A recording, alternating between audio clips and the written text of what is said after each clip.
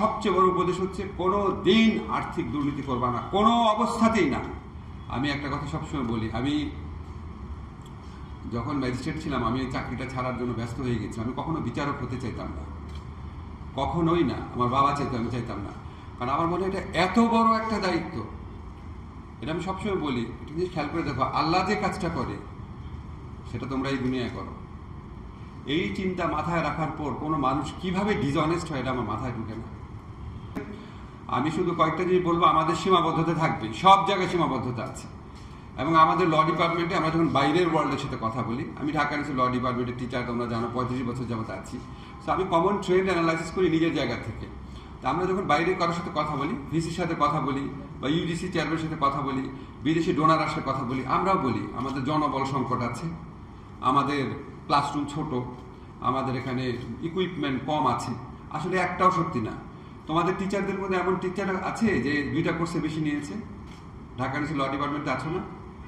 নিয়েছে 2টা কোর্সের বেশি, তাহলে জনবল সংকট থেকে হলো। কিন্তু আমরা বলি আবার কিছু কিছু ক্ষেত্রে সত্যিও আছে, কিছু ক্ষেত্রে সত্যি আছে, সত্যি না সেটা না। হ্যাঁ, আমাদের স্পেসের সংকট আছে, কিন্তু ওটাতে কাজ হয় না এমন না। এবং আমি মাঝে মাঝে চিন্তা করি যে আমরা কত অপচয়কারী জাতি। ঢাকা বিশ্ববিদ্যালয়ের মতো এত বড় একটা অবকাঠামো, আমরা একটা শিফট চালাই, চাইলেই 2টা শিফট করা যায়, কোনো ব্যাপার না। করা যায় না? তোমরা যারা বিভিন্ন ইউনিভার্সিটি স্টুডেন্ট আছো, রাত্রবেলা একটা শিফট করা যায় না? এত বড় একটা বিল্ডিং পড়ে থাকে, এতজন টিচার পড়ে থাকে, করা যায় ইচ্ছা করলে। বুনিয়াদী কোর্সটা অনেক আগে হওয়ার কথা। জাস্ট তোমরা প্রথমে জয়েন করবা, 1 মাস 2 মাস পরে বুনিয়াদী কোর্স হওয়ার কথা। 1 মাস 2 মাসে তো পুরো এনভায়রনমেন্টটা চেনা হয়ে যায়। আমি 36 দিন ম্যাজিস্ট্রেট ছিলাম, তো আমি কোর্টে ছিলাম তোর মাত্র 9 দিন। 9 দিনে সব বিল্ডিং আমার চেনা হয়ে গেছে। টাইম লাগে না তো চিনতে।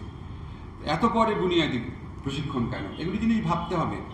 আর আমাদের এই সুনাম হয়েছে, জাতির সুনাম আছে, কিন্তু এমন সুনাম করতে হবে যেটা উপমহাদেশ থেকে অন্যান্য দেশদের তোমাদের সাথে যোগাযোগ করে, এই প্রতিষ্ঠানের সাথে যোগাযোগ করে প্রশিক্ষণ নিতে আসে। এরকম যদি একটা ডাইনামিক লিডারশিপ, আমি আশা করি বিচারপতি এমদাদুল হক সাহেব আছেন, অত্যন্ত ডাইনামিক, সৎ এবং অত্যন্ত চিন্তা করেন। আইন সংস্কার কমিশন কাজ মিটিংয়ে এসে ওনার সুচিন্তিত অনেক অভিমত পেয়েছি। আশা করি এখানে আরও ডাইনামিক কিছু পদক্ষেপ নেওয়া হবে। আর তোমাদেরকে কিছু কথা বলি, আমি একটা কথা সবসময় বলি, আমি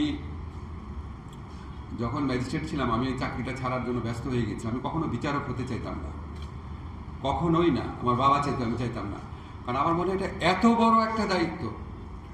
এটা আমি সবসময় বলি, এটা জিনিস খেয়াল করে দেখো, আল্লাহ যে কাজটা করে সেটা তোমরা এই দুনিয়ায় করো। এই চিন্তা মাথায় রাখার পর কোনো মানুষ কিভাবে ডিসঅনেস্ট হয় এটা আমার মাথায় ঢুকে না। তোমাদের মধ্যে 90% অনেস্ট আছো, ঠিক আছে, 10% মানুষ সম্পর্কে তো অনেক বদনাম শুনি। আমি বলতে স্যার আপনি কীভাবে জানলাম? আমি জানলাম কারণ আমার ক্লাস ফ্রেন্ড, আমার যারা ক্লাসমেট, তাদের মধ্যে 10% কেন 30% সম্পর্কে আমি অভিযোগ শুনেছি। আমার যারা ক্লাসমেট তারা প্রত্যেকে আমি রিটায়ার করে গেছে, 30% সম্পর্কে আমি অভিযোগ শুনেছি, বেশ ক্রেডিবল অভিযোগ। বাট ধরে নিলাম 10% এখানে অন্যায় করে বা অবিচার করে।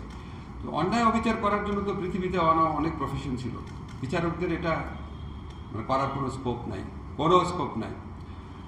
আমি তোমাদের আর্থিক সীমাবদ্ধতার কথা জানি, কিন্তু এটা আবার সত্যি না। একটা ছোট্ট গল্প বলি। আমি একবার বিচারকের ওখানে, আওয়ামী লীগ আমলে আমার সাথে কোনো বিচারক ফোন ধরতে পর্যন্ত ভয় পেত, কিন্তু সে আমাকে এত ভালোবাসত যে তার ওখানে আমরা ঘুরতে গেলাম, আমি আমার ওয়াইফ, একদম প্রত্যন্ত অঞ্চলে। তারপরে আমি যখন খাবারের বিল দিতে গেলাম, সে কিছুতেই আমাকে দিতে দিবে না। চাইলেই তোমরা যে বেতন পাও যথেষ্ট রিসেন্টলি চলা যায়। আর বড় লোকের জীবনে কোনো শেষ নাই, বুঝছো? যারা এই জন্য অন্যায় করে, ওরা ক্রমাগত অন্যায় করে মনে করে 5 কোটি টাকা আর্ন করেছে। তো 5 কোটি যখন করেছি 10 কোটি করলে ইটস লাইক স্মোকিং। যে 1টা খাবে সে 2টা খাবে, 3টা খাবে, 4টা খাবে, আনএন্ডিং। কোনোদিন বাবা, আমার সবচেয়ে বড় উপদেশ হচ্ছে কোনো দিন আর্থিক দুর্নীতি করবা না, কোনো অবস্থাতেই না। আল্লাহ তোমার সংসার চালাবে, আল্লাহ তোমাকে সম্মান দিবে, কোনো সমস্যা হয় না, কিচ্ছু হয় না। সৎ থাকবা, মানুষের যে ভালোবাসা পাবা। প্রত্যেকটা মানুষ কি এই বাংলাদেশে এত অসততা হয়েছে যে সৎ, তার সুনাম সব জায়গায় ছড়া পড়ে দেখবা। কি রেসপেক্টটা পাবা মানুষের কাছে, যেভাবে তোমার দিকে তাকাবে মন ভরে যাবে তোমার।